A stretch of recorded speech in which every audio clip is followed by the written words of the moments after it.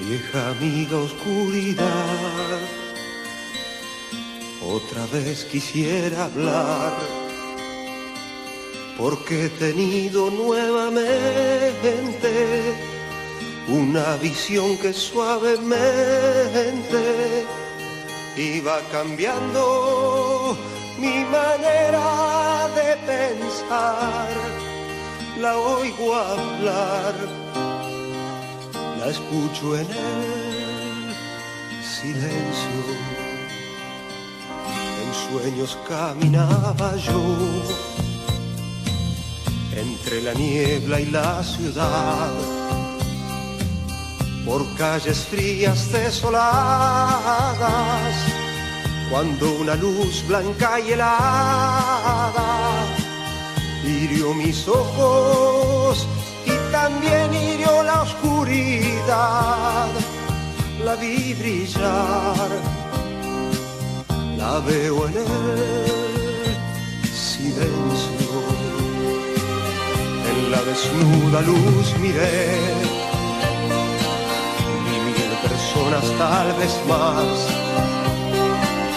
gente que hablaba sin poder hablar, gente que oía sin poder oír, y un sonido que los envolvía sin piedad. Lo puedo oír, sonido del silencio. Entonces yo les quise hablar, entonces los quise ayudar. Quise sentirlos como hermanos, quise tomarlos de las manos, pero no podían despertar ni entender.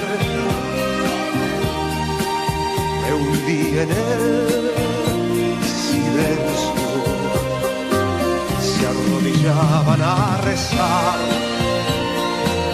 Aquella luz era su Dios. Yo les grité que despertaran, que la verdad allí no estaba, que los profetas no son luces de neón, y que Dios siempre habla en el silencio.